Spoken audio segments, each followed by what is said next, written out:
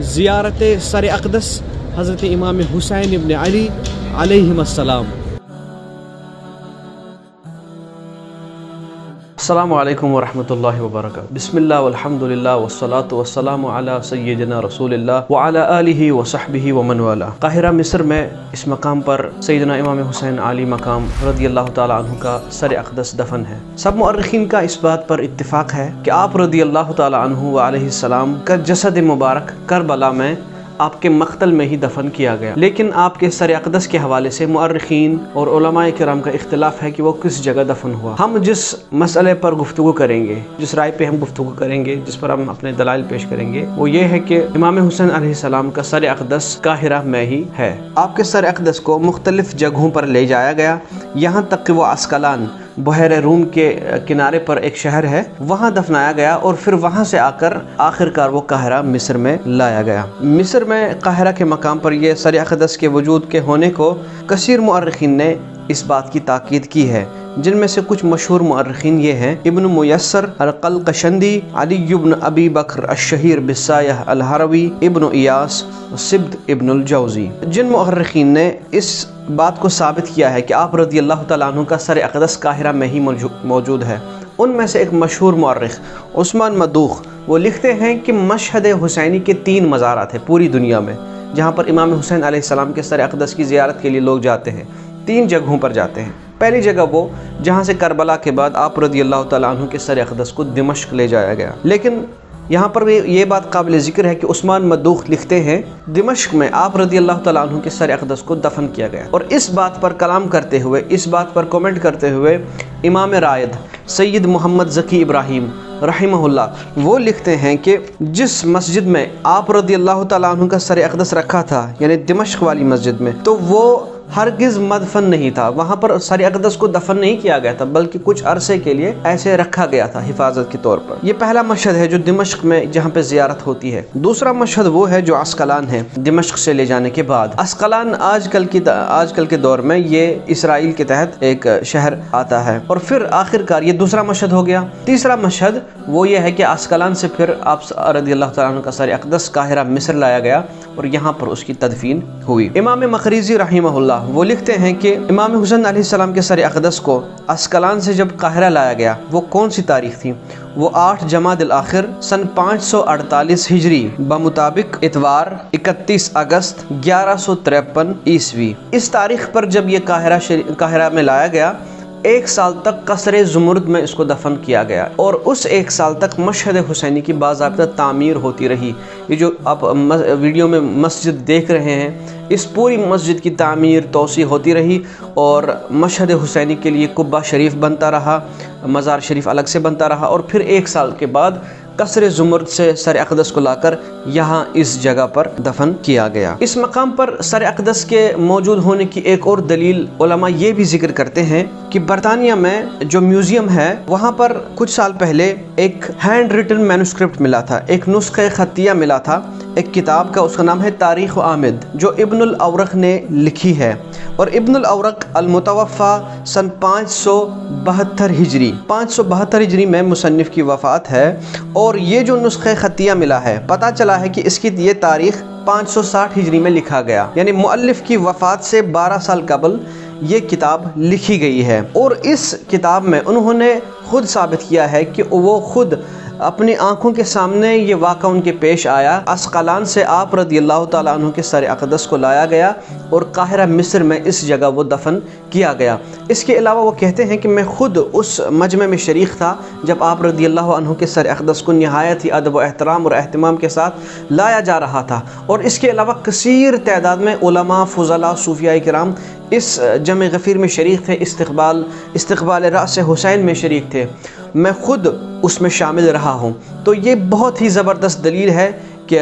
امام حسین علیہ السلام کا سر اقدس واقعی مصر میں موجود ہے۔ ایک اور بات، اپنے وقت کے شیخ ازہر الشیخ شبراوی رحمہ اللہ وہ ایک کتاب لکھتے ہیں الاتحاف بحب الاشراف، اس میں وہ قاہرہ میں سر اقدس کے وجود کو ثابت کرتے ہیں اور اس کے علاوہ ان علماء کرام کا نام ذکر کرتے ہیں جنہوں نے اس پر تحقیقات کی، جنہوں نے یہ بات ثابت کی کہ واقعی میں امام حسین علیہ السلام کا سر اقدس قاہرہ میں موجود ہے۔ اب آپ نام گنتے جائیے کہ کن کن علماء نے اس بات پر تحقیق کی ہے اور اس بات کو ثابت کیا ہے کہ واقعی میں آپ رضی اللہ تعالیٰ عنہ کا سر اقدس قاہرہ مصر میں اس مقام پر موجود ہے۔ ان میں سے الامام المحدث الحافظ ذکی الدین المنذری رحمہ اللہ، الامام المحدث الحافظ ابن دحیہ رحمہ اللہ، الامام المحدث الحافظ نجم الدین الغیتی رحمہ اللہ، الامام مجد الدین ابن عثمان رحمہ اللہ، الامام محمد ابن بشیر رحمہ اللہ، القاضی محی الدین ابن عبد الظاہر رحمہ اللہ، القاضی عبد الرحیم رحمہ اللہ، اور اسی طرح اس کی تاکید الشیخ عبداللہ الرفاعی المخزومی نے اپنی کتاب میں کی، الشیخ ابن النحوی نے اپنی کتاب میں کی، الشیخ القرشی انہوں نے اپنی کتاب میں کی، الشیخ الشبلنجی نے اپنی کتاب میں کی، الشیخ حسن العدوی انہوں نے اپنی کتاب میں اس کی تاکید کی۔ اس کے علاوہ امام شعرانی رحمہ اللہ نے اپنی ایک سے زائد تصانیف میں رأس حسین علیہ السلام کے مصر میں ہونے پر تحقیق کی اور اس کو ثابت کیا ہے۔ اسی طرح الشیخ مناوی وہ اپنی کتاب میں اس کی تاکید کرتے ہیں، الشیخ السبان وہ تاکید کرتے ہیں، الشیخ الاجہوری وہ اپنی تصنیف میں اس کا تذکرہ کرتے ہیں، اسی طرح الشیخ ابو المواہب التونسی رحمہ اللہ وہ بھی اس کی تاکید کرتے ہیں، اسی طرح الشیخ ابو الحسن التمار وہ تاکید کرتے ہیں، الشیخ شمس الدین البکری، اور آخر پر الشیخ کریم الدین الخلوتی۔ یہ سب اسماء ذکر کرنے کے بعد یہ تقریباً 20 علماء و فضلاء اور مشائخ بڑے بڑے علماء کا یہ نام ہے۔ اس کے بعد امام رائد رحمہ اللہ لکھتے ہیں اس کے علاوہ صوفیاء کرام کی ایک بہت بڑی تعداد مختلف مشارب سے، مختلف سلاسل سے، مختلف طرق سے ان کا اس بات پر اتفاق ہے کہ واقعی میں امام حسین علیہ السلام کا سر اقدس مصر میں موجود ہے۔ یعنی ایک تو شریعت کے علماء اور طریقت کے علماء، تو دونوں کا اس بات پر اتفاق ہے کہ واقعی مصر میں آپ رضی اللہ تعالیٰ عنہ کا سر اقدس موجود ہے۔ اور ایک اور بات وہ یہاں پر ذکر کرتے ہیں کہ یہ سب دلائل، یعنی اتنے جو ہم نے نام ذکر کیے، اتنے بڑے بڑے علماء کا نام، ان کی تحقیقات کا ذکر کیا، صوفیاء کرام کی تحقیقات کا ذکر کیا، تو اس کے بعد وہ لکھتے ہیں کہ یہ سب ذکر کرنے کے بعد اس بات کا جو حکم ہے وہ درجہ تواتر تک پہنچتا ہے۔ وہ اس وجہ سے کیونکہ اتنے بڑے مشائخ، اتنے بڑے علماء کرام اور اتنے کثیر تعداد میں صوفیاء کرام کا جہالت پر، جھوٹ پر، غفلت پر اور تعصب پر جمع ہونا محال ہے، اور یہ ان دلائل کے علاوہ ہے جو ہم نے تاریخ کے اعتبار سے، تاریخ کے حوالے سے بڑے بڑے مؤرخین کا حوالہ ذکر کیا۔ تو اب اس میں تینوں طرح سے انہوں نے ثابت کیا، تاریخ کے اعتبار سے بھی، اور علماء کرام نے بھی اس کی تاکید کی، اس بات کو ثابت کیا، اور اس کے علاوہ صوفیاء کرام بھی اس بات کو ثابت کرتے ہیں۔ عثمان مدوخ جن مشہور مورخ کا ہم تذکرہ کر رہے تھے، وہ اپنی کتاب العدل الشاہد فی تحقیق المشاہد اس میں وہ ذکر کرتے ہیں کہ عبد الرحمن قد خدا القزدغلی رحمہ اللہ وہ ایک بار مصر تشریف لائے اور یہاں پر مسجد حسینی کی تعمیر و توسیع کرنے کا انہوں نے ارادہ کیا۔ اس پر لوگوں نے ان سے کہا کہ آپ اس کی تعمیر و توسیع کیوں کر رہے ہیں؟ یہاں تو مشہد حسینی یا راس حسین کے وجود کے ہونے پر شک ہے، یعنی لوگ اس میں متردد ہے کہ واقعی میں یہاں امام حسین علیہ السلام کا سر اقدس موجود ہے یا نہیں۔ تو اس پر انہوں نے ایک لجنہ بلائی، ایک میٹنگ بلائی، جس میں مصر کے اکابر اور اس وقت کے عہدیداران سے بات کی کہ مشہد حسینی کو کھولا جائے اور اس بات کی تحقیق کی جائے کہ واقعی میں امام حسین علیہ السلام کا سر اقدس یہاں پہ موجود ہے۔ یہ مشہور مورخ عثمان مدوخ اپنی کتاب میں اس کا ذکر کرتے ہیں، اور 1175 ہجری کی یہ بات ہے، یعنی آج سے 269 سال پہلے، یعنی پونے 300 سال تقریباً قبل کی یہ بات ہے، مشہد حسینی کو کھولا گیا، اور ان کے ساتھ عبد الرحمن قد خدا القزدغلی، ان کے ساتھ 2 صاحبان اور اس میں شریک ہوئے اس مشہد میں، ایک الاستاذ الجوہری الشافعی رحمہ اللہ اور الاستاذ الشیخ الملوی المالکی رحمہ اللہ۔ یہ دونوں اس وقت کے مصر کے اکابر علماء سے گردانے جاتے تھے۔ تو یہ دونوں صاحبان اور یہ قد خدا، یہ تینوں حضرات مشہد حسینی کے اندر داخل ہوئے، اور پھر انہوں نے جو دیکھا وہ بیان کیا۔ فرماتا ہے کہ ہم نے اندر قبر انور کے اندر دیکھا کہ ایک خشب کی کرسی رکھی ہوئی ہے، لکڑی کی کرسی رکھی ہوئی ہے، اور اس لکڑی کے کرسی کے اوپر ایک سونے کا تشت رکھا ہوا ہے، ایک سونے کی تھال رکھی ہوئی ہے، اور اس سونے کی تھال کے اوپر سبز ریشم کا کپڑا رکھا ہوا ہے۔ اس سبز ریشم کے کپڑے کے نیچے ایک اور سبز ریشم کا کپڑا، ایک تھیلا بنا ہوا ہے، اور اس تھیلے کے اندر آپ رضی اللہ تعالی عنہ و ارضاہ کا سر اقدس ہم نے پایا اور اس سے مشک و عنبر کی خوشبو آ رہی تھی۔ سبحان اللہ۔ تو یہ انہوں نے خود اپنی آنکھوں دیکھی تحقیق کی اور اس کے بعد جماہیر مصر کے سامنے اس بات کا اعلان کیا کہ واقعی میں آپ رضی اللہ تعالی عنہ کا سر اقدس مصر میں موجود ہے۔ ابن جوزی رحمہ اللہ نے ایک بہت ہی خوبصورت بات یہاں پہ کی ہے، وہ فرماتے ہیں فَفِي أَيِّ مَكَانٍ كَانَ رَأْسُ الْحُسَيْنِ أَوْ جَسَدُهُ فَهُوَ سَاكِنٌ فِي الْقُلُوبِ وَالضَّمَائِرِ۔ ابن جوزی رحمہ اللہ فرماتے ہیں کہ اس بات سے کیا لینا دینا، امام حسین علیہ السلام کا سر اقدس کہیں بھی ہو، جسد اقدس کہیں بھی ہو، مطلب یہ ہے کہ اس بات میں جھگڑنے سے کوئی فائدہ نہیں، اس پہ بحث و مباحثہ اور مناظرے کرنے سے کوئی فائدہ نہیں۔ راس حسین کہیں بھی دفن ہو، جسد حسین کہیں بھی دفن ہو، حسین تو دلوں میں رہتے ہیں، حسین تو قلوب میں رہتے ہیں، حسین تو ضمیر میں رہتے ہیں، حسین تو روح میں اترے ہوئے ہیں۔ سبحان اللہ۔ یہ سب تحقیق پیش کرنے کے بعد امام رائد رحمہ اللہ، محمد ذکی الدین ابراہیم، وہ یہ سب تحقیق پیش کرنے کے بعد، حالانکہ تاریخ کے اعتبار سے بھی انہوں نے یہ بات ثابت کی، علماء کرام کے حوالے سے بھی انہوں نے یہ ثابت کیا اور صوفیاء کرام کے حوالے سے بھی یہ ثابت کیا، اور اس کے بعد یہ جو آنکھوں دیکھا مشہد یہاں پہ ہوا، یہ قبر کشائی ہوئی اور پھر خود علماء کرام نے جا کر دیکھا، یہ سب چیزیں ذکر کرنے کے بعد بھی امام رائد دیکھیں کتنی احتیاط کرتے ہیں، کتنے محتاط انداز میں اس بات کو لکھتے ہیں۔ وہ فرماتے ہیں کہ یہ بات جان لینی چاہیے کہ امام حسین علیہ السلام کے سر اقدس کا وجود مصر میں ہونا یہ کوئی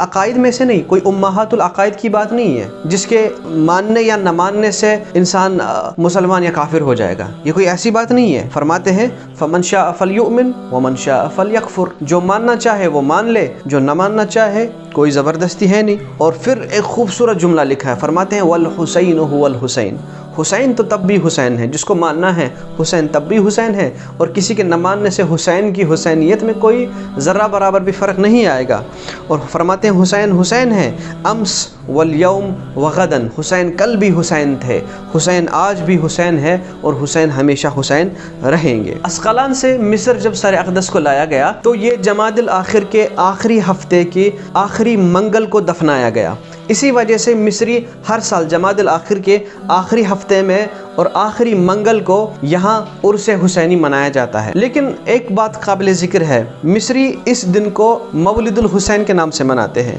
حالانکہ یہ مولد الحسین کا دن تو ہے نہیں، کیونکہ اس دن آپ کا سر اقدس یہاں پر لایا گیا، لیکن مصری لوگ یہ سمجھتے ہیں کہ اس دن ہماری پیدائش ہوئی، آپ کے وجود نے ہمیں ایک نئی زندگی عطا کی، ہم آپ کے سر اقدس کو نہایت ہی مبارک سمجھتے ہیں، لہٰذا آپ رضی اللہ تعالیٰ عنہ کے سر اقدس کا مصر میں ہونا یہ مصریوں کے لیے ایک نئے مولد یعنی مولد کا ایک سبب بنا، ایسا ہوا کہ جیسے ہم دوبارہ سے پیدا ہوئے۔ سبحان اللہ۔ تو اس بات پر کہ مصری لوگ ہر سال راس حسین کا جو احتفال ہے مولد الحسین کے نام سے مناتے ہیں، اور بڑے ہی اہتمام کے ساتھ یہ ہوتا ہے۔ دور دراز سے مختلف علاقہ جات سے مصری لوگ جوک در جوک یہاں آتے ہیں، ہدیہ عقیدت پیش کرتے ہیں اور مناقب اہل بیت اطہار رضوان اللہ علیہم اجمعین کی بارگاہ میں پیش کرتے ہیں۔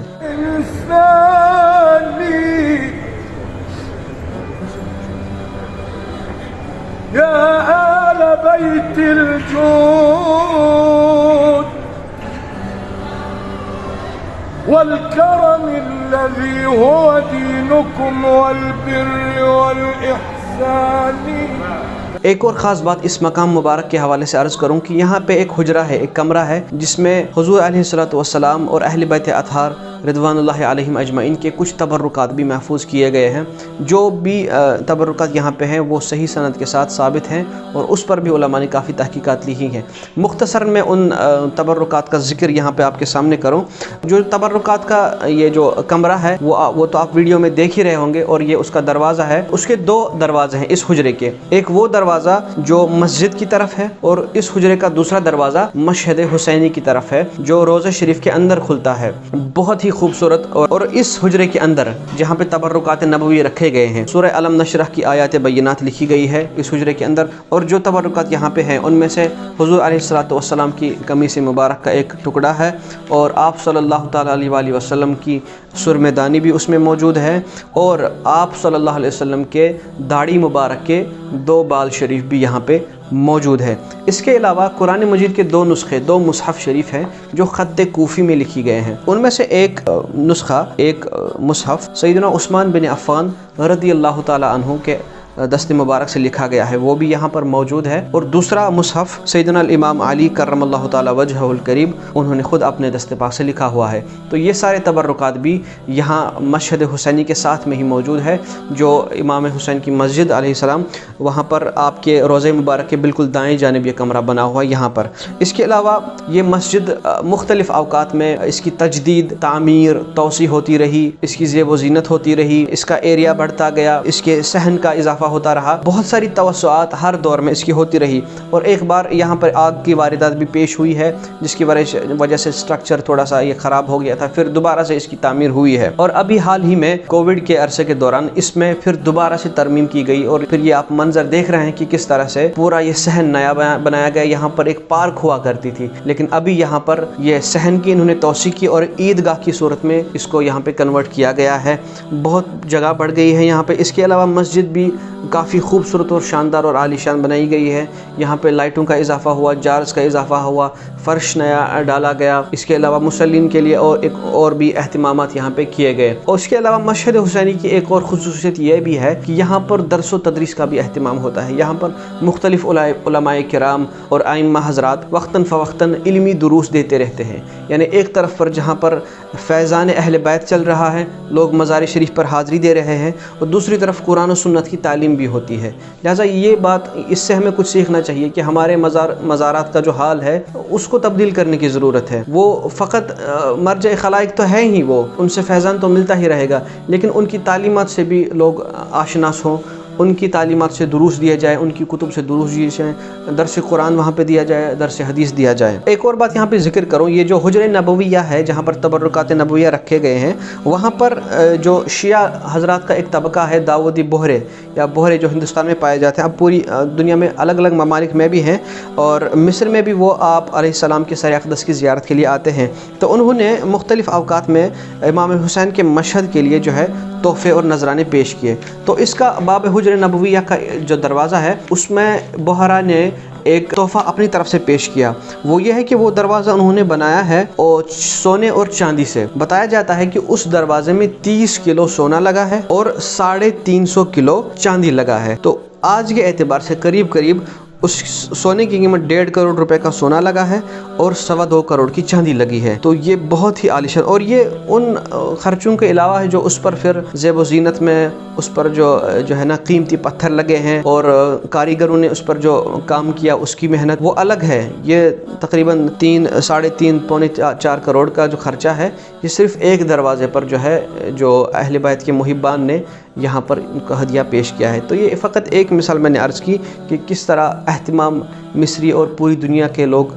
अहले बैत अतहार रिदवानुल्लाहि अलैहिम अजमईन का करते हैं। इमाम हुसैन अलैहिस्सलाम के सर अक़दस के मिस्र में होने के सबूत पर बहुत सारी किताबें, बहुत सारे उलमा ने तहकीकात ली, जो हमने इस वीडियो में आपके सामने ज़िक्र भी की। लेकिन बिलखुसूस मैं 2 किताबों या 2 रसाइल का यहाँ पे ज़िक्र करूँगा, जो अगर आप मुताला करना चाहते हैं और मज़ीद इस पर तहकीक देखना चाहते हैं बिल्कुल हवाला जात के साथ, और किन किन उलमा ने इस पर बहसें लिखी, तहकीकात लिखे, मकाला जात लिखे, तो 2 किताबों में आपको मिल सकते हैं। पहली किताब अल इमाम उर राइद सैयद मोहम्मद ज़की इब्राहिम रहिमहुल्लाह की किताब मराक़िद अहलिल बैत फ़िल क़ाहिरा, और इसका नाम रखा है रअसुल इमाम अल हुसैन बिमशहदिही बिल क़ाहिरा तहक़ीक़न मुअक्कदन हासिमा। ये तीसरा बाब इस किताब का है। इससे पहले इन्होंने 2 अहादीस वगैरह पर तहक़ीक़ की है। इसके अलावा ये रिसाला अलग भी छपता है। इसके अलावा एक और किताब का मैं यहाँ पर ज़िक्र करूँ, दक्तोरा सुआद माहिर, उन्होंने एक किताब लिखी है मसाजिद मिस्र व औलिया सालिहून। इस किताब में भी उन्होंने